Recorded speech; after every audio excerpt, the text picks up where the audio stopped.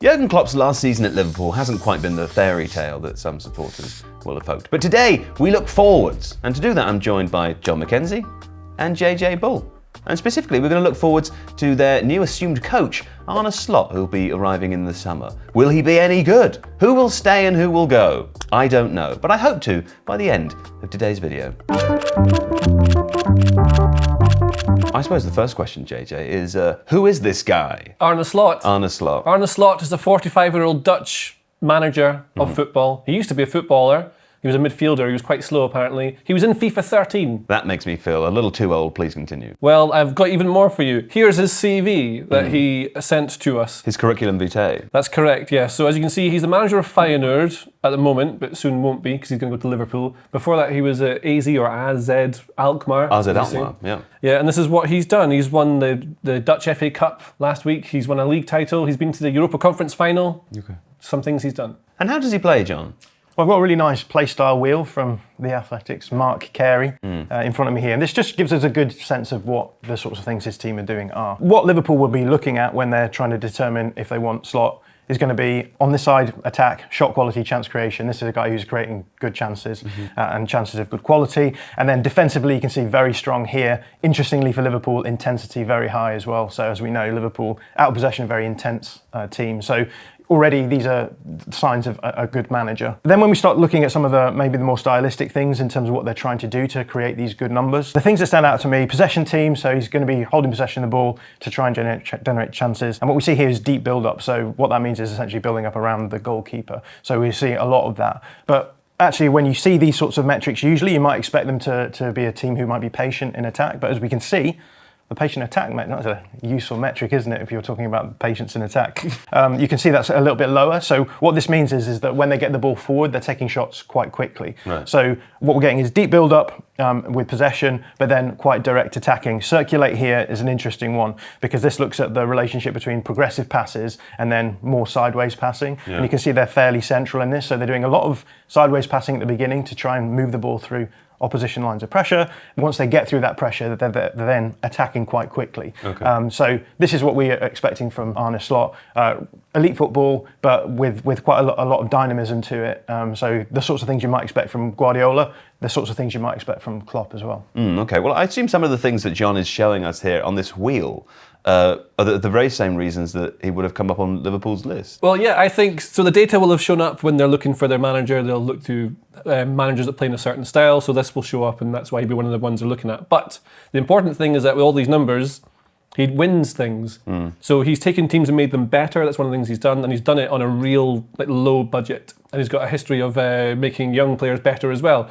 So, for example, when he got to the Europa Conference League final, and the season that one in the summer, they sold basically all the players. So he had 4 of them left from the starting 11 of that final the following season, and he signed players who were 24 and under. So working with young players, trying to build for the future, which is obviously something you'd like. It's not just Brighton who buy low and sell high. Everyone wants to do that. The other thing is that he is charismatic and good with the media, and that will be relevant to Liverpool, especially having come from Jurgen Klopp, who's the best at it, unless he's lost and then he's really mean to you. So there's loads of things here that will suit what Liverpool want. But he's only really managed in the Eredivisie. He's not managed in an elite league, and things might not scale up the way you want them to. He's only had 5 seasons as a manager, and one of them is in the Dutch second division. It's not a bad thing, but unproven still. And managing Liverpool is a big deal. It's a big deal. Yeah, it's a big jump. It sounds like, from a play style, there are some elements of continuity, but there are definitely questions about scalability, Jon. Yeah, because we're talking about a manager who's clearly very good in the Eredivisie, and we've seen managers who are very good in the Eredivisie come to the Premier League, and there's been issues with porting them over.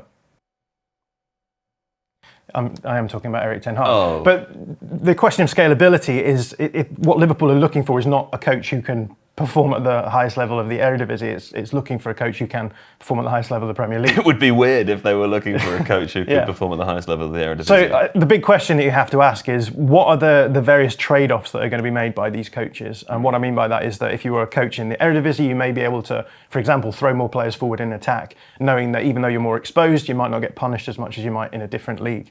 And for me, the success of managers depends on their ability to be able to modify their trade-offs when they move to other clubs. clubs. And arguably, Erik ten Hag hasn't managed to do that so well at Manchester United. I've just got a couple of examples from the Champions League of Arne Slot doing something like this, and they're playing against Atletico Madrid. This is the first leg of their group stage matchup against them. There were, I think, big problems in the way that they structured themselves out of possession.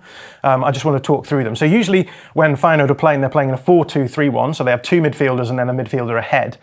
In this game, they played with more of a flat midfield three, so with a 6, they've got number 6 here and then 2 8s on either side, which is a little bit different to what they usually do. The reason I think they did that is because Atletico Madrid have Antoine Griezmann, who likes to drop off in between the lines, so I think they wanted to have a more central defensive player to be able to just cover him. And what this essentially means is that they have one fewer player in their forward press. So we've got front 3 here pressing. Usually they would have a number 10 behind with 2 6s behind. And against this build-up structure for Atletico Madrid, we can see they've got their back 3 and then Koke dropping in as a pivot player. And actually it's kind of easy to move the ball through 4v3 matchup. The other problem on top of that is that in the central midfield area, Feyenoord are going fairly man-to-man, and the reason that this becomes a problem is because Atletico are playing with wing-backs. So the big question is, how do you cover the wing-backs? Do you cover it with a central midfielder going out wide, or would you push your full-back up? And as you can see here, this is Gertrude, the full-back, he's pushing out onto the wing-back, and that opens up a huge amount of space between the centre-back and the fullback. So if the opposition midfielder here, as he does, drops into the space, makes a seam run as we call it,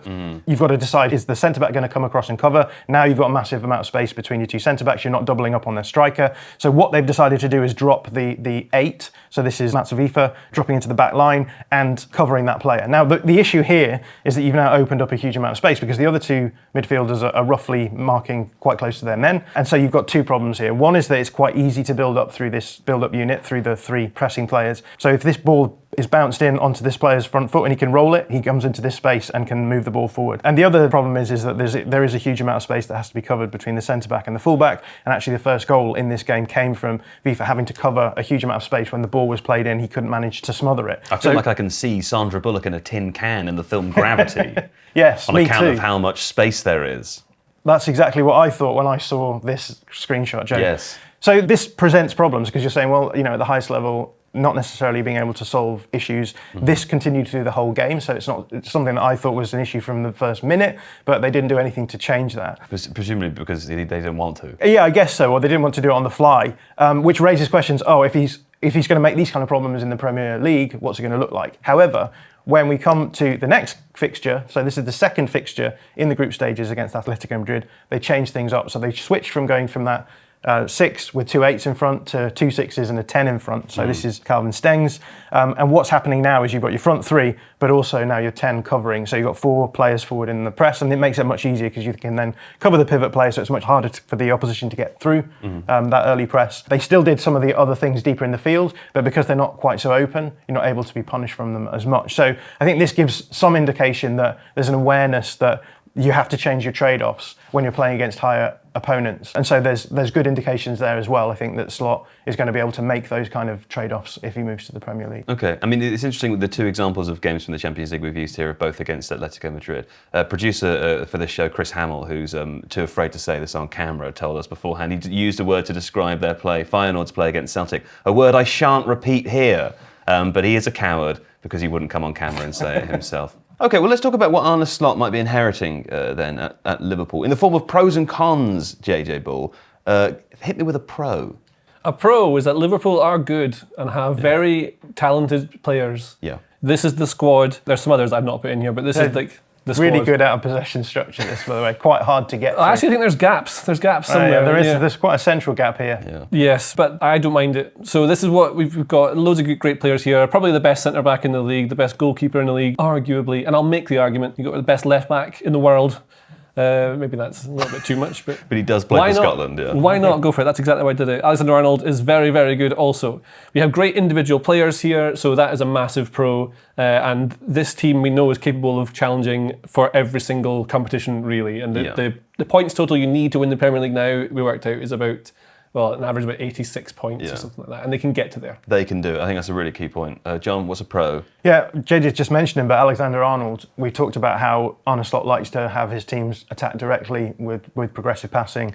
Alexander-Arnold, probably the best progressive passer in world football, and so the ability to take a player like that and stick him into your team and get him playing exactly the sort of football you want is a massive pro. Big bonus. Hit me with a con, though. Well, Jurgen Klopp is leaving. Yeah. And he was also very good. Yeah. And the problem you have with that is that often at the end of an era, teams drop off. There's just small, minute little changes and things here and there where people adjust to each other. Maybe the team chemistry will change because there'll be certain things that come in. There'll be not inevitable.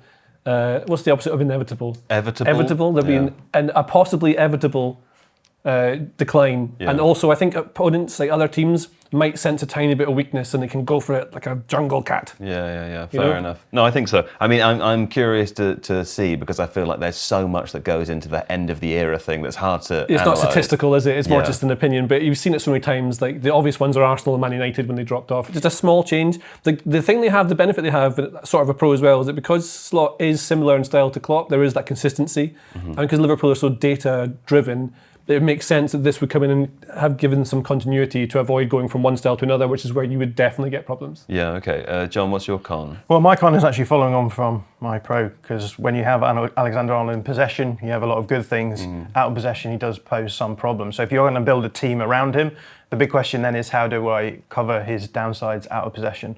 And this has been obviously the conversation that's happened throughout Alexander-Arnold's time at Liverpool. So I think this is going to be one of the problems that Slot would have to solve if he's going to build his team around Alexander-Arnold. Do you think he'd put him as the right-sided defender and move inside like Gertrude does, or? He plays as a right back a lot of the time as well, right? Yeah. So I guess he does this season anyway. He has inverted his fullback on the right hand side, so we could maybe see that happening again. Although Gertrude feels quite different profile to Alexander-Arnold. Gertrude, for people who don't know, you can play anywhere from like defence, central defence, midfield. You can play right back as well. He's more of a defensive player, I would say, than what Alexander-Arnold is. He's an attacking player put into a defensive position. But that's the thing. Like, I've seen some people talk about how Alexander-Arnold might get moved into midfield. I'm still not completely convinced that's the solution for him. I think as well, when they play with the fullback going inside, it feels a lot more like what Manchester City do when they invert their fullback. So it's all based around being able to build up through the first few lines of pressure. Whereas with Liverpool, Alexander-Arnold feels more like a quarterback. So he moves into a central space just because it opens out the amount of passing lanes he has. But as we've said, he's a great progressive passer. So if you move him central, it just opens out the pitch a little bit more for him as well. So slightly different roles too. One of the interesting things about Alexander-Arnold for me is that where he plays in the team tends to change how Liverpool are in possession. And on that note, this week we sent Reuben Pinder out to an undisclosed location in London. It was Fulham Stadium. To ask if people actually know how Liverpool play. Here's what he found out. Today we're outside Craven Cottage, asking fans if they can guess which of the Premier League's top three average the most possession. City with the most, Arsenal with the second, Liverpool with the third. I was going to say Liverpool at the bottom, I think. Do you think? Arsenal, Man City, Liverpool. You think Arsenal have the most? Yep. Arsenal 1, Liverpool 2 and City 3. City, Arsenal, Liverpool. Liverpool, Arsenal, City. City, Arsenal, Liverpool. Arsenal, City, Liverpool. Liverpool, City, Arsenal. Pep and Arteta, similar playing styles. Maybe this is what they want you to think. Yeah. It's a trick question. Yeah, Arsenal, City, Liverpool. I think that's about right. Sounds about right. I agree, Arsenal, City, Liverpool. I would say that Arsenal are number one, Liverpool probably number two, and Man City number three. Maybe Arsenal 1, City 2, Liverpool 3. Yeah, go for it. Yeah, Arsenal 1, City 2, Liverpool 3. I'm going to say Man City, then Liverpool, then Arsenal. Spot on. Nice. City 1, Liverpool 2, Arsenal 3. No way. I thought Liverpool were counter-attacking, but there you go. Me too. Thank you, Reuben Pinder. And some misconceptions there, John. As we've already heard from JJ in the curriculum vitae section of this video, Arne Slot is a little bit of a continuity hire from a tactical perspective. I think given that like me and the British public already don't know how Liverpool play, it's probably worth having a look at what might or might not change under Slot. I'm going to go back to that original playstyle wheel that I shared with you. I emphasised a few things, obviously good at very various things, but not very much patient attack and circulation, suggesting that they're doing a lot of sideways passing, but then direct passing as well. If we fast forward to look at Liverpool's, I did that fast forward, but if we look at Liverpool's playstyle wheel, you can see very, very similar stuff. Like, it's very fast. Yeah, maybe not being as good in certain areas, so shot quality slightly down, chance prevention slightly down, intensity up as we mentioned. But here we go, we've got patient attack, quite low, circulation around the same sort of figure. So what we're getting from Liverpool this season is very similar from a play style point of view to what Arne Slot is doing. But to go back to Reuben's point, why is it that people misunderstand what it is that Liverpool are doing? I think everyone knows that Man City and Arsenal play positional play. We talked about that a few weeks ago, and what I mean by that is that they use the position of their players to move the ball, to create free players between the lines and move the ball through lines of pressure. And they do that deliberately. They do that deliberately, yeah. So let's say Van Dijk has the ball here. What he wants to do is to move it through this first line of pressure, and the opposition are making it hard for him to pass to Endo. This is a risky pass into McAllister, etc. And so what we see from these teams who like to build up deep and move the ball through those lines of pressure is movement of players and structural setups in order to be able to make that process easier. So we might see McAllister dropping in here so that he can play a bounce pass to Endo, even if the player's running with him. And what you've done then is just you've used the position of players to move the ball through lines of pressure. You found a free man in the middle. Endo looks like he's not free in this situation because there's a marker, but because McAllister's moved, you can then get through it. So Liverpool, very similar to Arsenal and Man City in that they are going to try and build up from deep, move the ball through initial lines of pressure. But once you got through that first few lines of press, that's when Liverpool start looking quite different because, as we talked about before, Man City in particular are quite risk averse. So what they're going to do is they're going to play to retain possession. So if there's a player between the lines and it's a risky pass, they probably won't go for it. They'll probably play outside the block, make sure they retain possession of the ball. Whereas with Liverpool, what we get is they get through the first few lines of pressure and then the tempo is lifted, and they're going to try and do quite direct attacking. We've talked already about Alexander-Arnold being a really good progressive passer. He can find those risky passes better than anyone in the world probably, but they are still risky passes. And so obviously with the opposition have more players in their defensive half, and so the defensive half? They're half, isn't it? They're half. They're half. Yeah. They swap halves at half time. They do, Yeah. they do. So halves. then it becomes the other team's defensive half, right? Yeah. But what were you saying? I was saying that they're much less risk averse. That means that they can lose the ball, and that's why Liverpool have to have such a good counter press, because if they don't have a good counter press, when the ball's turned over, the opposition can then attack them at speed. And that's similar to Feyenoord as well. So we've seen that Feyenoord slow build up, get through the first few lines of pressure, then increase the tempo, direct attacking, and then a strong counter press if you lose the ball. You mentioned before that Feyenoord was setting up at a 4-2-3-1 in the Champions League. Are we going to see Liverpool's formation change, do you think? Yeah, and this is, I guess, another pro of having someone like Arne Slot, because the build-up patterns that he uses are pretty similar to what we see from Liverpool. You can build up out of a 4-2 shape like this. Sometimes we see Liverpool inverting their fullback. That allows you to push the 8 forward and create a box midfield. We also see Feyenoord doing that a little bit this season as well. So I think that there's not going to be a huge amount of turnover in terms of what Liverpool are expecting in terms of the tactics. Liverpool have tended to play with like a classic number 6 and then 2 8s. But even when you build up with a 6 and 2 8s, often one of the other 8s will drop in and you're forming a double pivot anyway. So the same sort of ideas will be there. I think that that's another thing to recommend Slot as a potential manager. There's some other things he likes doing too. One of the things that Slot likes is having depth runs. People running from deep into positions, it's very hard to track them that way. So players like Szoboszlai will thrive in this sort of thing because he likes doing that. So what you'll see, say Nunes is up here, right? Szoboszlai will start here, but he'll end up being the furthest player forward, just running from deep. So it's very hard to pick up where they're going. He likes doing that. Untrackable. Yeah, so like his 2 midfielders, in fact, all 3 midfielders will make those runs. They sort of interchange who does it. So it could be any of them that do it, and that sort of unpredictability is really useful, especially when people are trying to get you man to man as well. On the counter press point as well, it's interesting because Liverpool kind of dropped off a couple of years ago with this. They had a change of players when they lost, not Firmino 2 years ago, it was last year, wasn't it? But Firmino, Fabinho and Mane was when they all left, and they changed the way they were playing a little bit, because this is similar. We see the numbers are very similar to what Feyenoord do. But their counter press, John and I in the last couple of years have done videos looking at how Liverpool dropped off, and we think it was the counter press really kind of was weakened by the changes they made. So there'll be something in there for Slot to try and fix what's not working for them in there at the moment. Do you know what's interesting to me? We've spent 15 minutes talking about Liverpool and tactics, and neither of you have mentioned Mohamed Salah, which is interesting because this comes in a week where Salah and Klopp had a famous bust-up on the sidelines. Very exciting.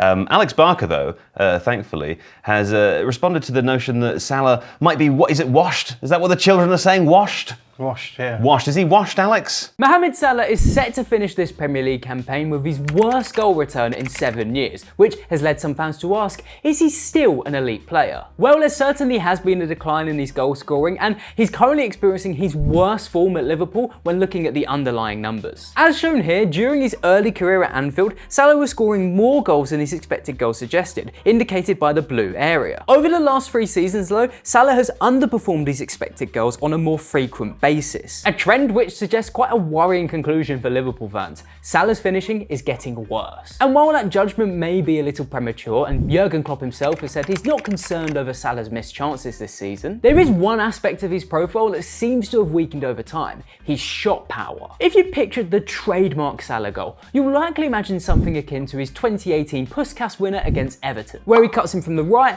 shoots on his left, and the ball flies in before the keeper can react. Yet when Salah has been in similar scenarios recently, goalkeepers have found it easier to stop his shots. This shot against Manchester United is one such case, where Salah creates space to shoot towards the top left corner, and with the ball in front of him, there's potential to drive a lot of power into this shot. And it's comfortably saved by Andre Onana. There are some statistics that may also indicate a problem with shot power, or at least shot quality. Salah's expected goals on target, a metric that Opta uses to measure the quality of a shot, has fallen below his expected goals tally in recent years. Or in other words, Salah isn't able to turn low quality chances into high quality shots as often as he used to. Of course, Salah isn't a striker. His contribution isn't just about goal scoring. He's also a winger who creates chances by taking defenders on 1v1. At least that's what he's done historically for Liverpool. As of 2024 though, Salah's successful dribbles per 90 are an all-time low, while his dribble success rate has continued to decrease season on season, reaching as low as 34%. On the surface, this may not seem like a big revelation. Salah is long past the peak age of an average Premier League winger, which according to The Athletic's Mark Carey is around 26 years old. We could potentially infer then that Salah has lost some speed and explosiveness, and that's why he's not beating his man as effectively as he used to. Yet, there's been multiple occasions this season where Salah has left Premier League defenders in the dust, which suggests a physical decline may not be playing a large role here. What might be the problem instead is Salah's predictability. We've already spoken about Salah's trademark finish, where he cuts in from the right and shoots on his left. But he also follows a similar pattern when it comes to crossing. Of the 46 crosses the Egyptian has attempted this season, just 13 have come with his right foot, and only 3 of those have found a teammate. At times he's even looked more comfortable using the outside of his strong foot to cross in these wide areas. But the majority of the time, Salah cuts into cross on his left foot, which makes him more predictable in wide areas, and as such makes him easier to defend against. Consequently, it's not surprising that some Liverpool fans feel their attack could be more potent without Salah on the wing.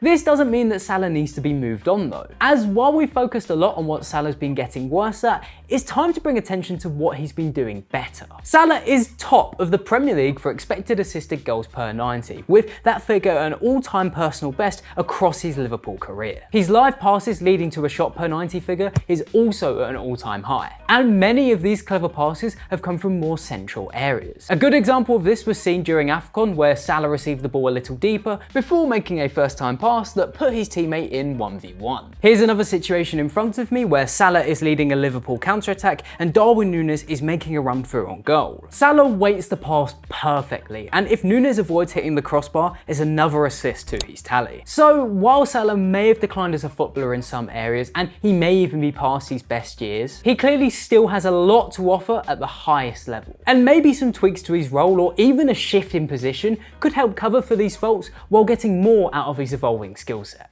What do you think? I mean, do you agree with Alex Barker, JJ? Could he move more centrally? Well, I think it's very interesting about the dribbling numbers, because one of the things that Slot does like is having his wingers 1v1 with a fullback, so he'll like to have this sort of situation. Salah's not really that kind of player now. Maybe he plays more inside. It makes everything else like a domino effect. Everything changes a bit more. So maybe if they were going to bring in someone in the summer transfer window, you'd be looking at possibly a right winger, but they do already have Harvey Elliott as there. I don't think he's too similar to Salah for me. And maybe an outside right, but they've got Ben Doak, who's a really decent young Scottish winger who can play there as well. Come on, Ben. But like some of the things that, like when you're looking at players they've got and what Slot might like to deal with, one of the big problems that I'd say they've got is that Darwin Núñez hasn't turned out so far to be the player that you might have hoped he would, especially for the money. Do you know, I was listening to the Stadio Football podcast the other day. They had Ken Early on as a special guest, and I'm not going to quote him directly, and I'll probably get this wrong, but he said something along the lines of Darwin Núñez might be Klopp's biggest mistake. Well, they wanted a number 9 who would score goals, and Núñez was a decent-looking player on there, and he is a decent player, but he can play all around. He's not this number 9. And like what Slot's been working with at Feyenoord is a young Mexican chap called Santiago Jimenez, who is a really good central forward. Obviously, it's again like scalability with how the manager will adjust his tactics to different leagues. You can't tell until he moves how good Jimenez is. Like some players you can tell, like Suarez in the Eredivisie, you could tell he was amazing. You could just tell. Jimenez looks really good, but it's a different kind of player altogether. But I would trust Jimenez more with his first touch, and if he was 1-on-1 with the goalkeeper, than I would Darwin Núñez. But the problem that Liverpool have is that Darwin Núñez is so expensive, no one's really going to buy him for the amount of money they would want to sell him for. So you've got Darwin Núñez. You've also got maybe Cody Gakpo could play in this position, or Diogo Jota as other options you've got. You don't really have the sort of fox in the box. Maybe Jota's closest to it, probably, that would come in that position. He's been injured out a lot this season, hasn't he? Yeah, lots of injuries, but that's one of the problems Klopp's had. But that's one of the things they've been looking at. Another one is that looking at this midfield pairing. So the most likely thing you probably have is what they've kind of been doing already is McAllister dropping in next to someone like Endo some of the time. I wouldn't put Szoboszlai in there. He might be moved more to like the 10 because they press out, well, they defend mostly like a 4-4-2 out of possession. And Szoboszlai would be good at that. He can move all around. That's kind of useful.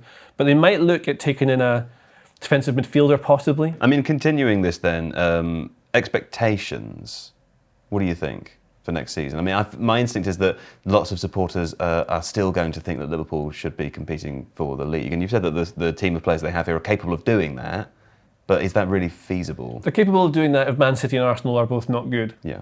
So they have a team that should be in the Champions League. There's a team who can hit 86 points if everything goes their way. It might not be teething problems because, as we've said, the consistency between managerial styles, and he's meant to be a manager that players like and take to quite quickly. So that will benefit them, and it should be an easy transition. It depends what he brings with him, if he wants to bring any more players in, that disrupts any of the chemistry he's got and what he wants to build. But expectations for Liverpool fans should be that you're competing for every single trophy to an extent. But the problem is, as with any manager, if, say, he has a bit of a disaster in the Carabao Cup and you go out in the first or third round, that's going to look bad. If you go out in the FA Cup early, even though it doesn't matter right now, really, it doesn't really, does it? It's going to look bad, you know? So then you start getting that bad momentum pulling you away rather than the good one that comes from winning games. But also maybe he'll win every single game. Yeah. Maybe they'll win every game they ever play. I mean, that could happen. From now until the end of time. What do you think, John? Sorry, what's the question? Not about that. Don't answer that. But I mean, expectations for Liverpool fans next season. Yeah, well, I think there's potentially a tendency here for the debates about Slot to follow the same course that the debates about Ange Postecoglou have taken this season.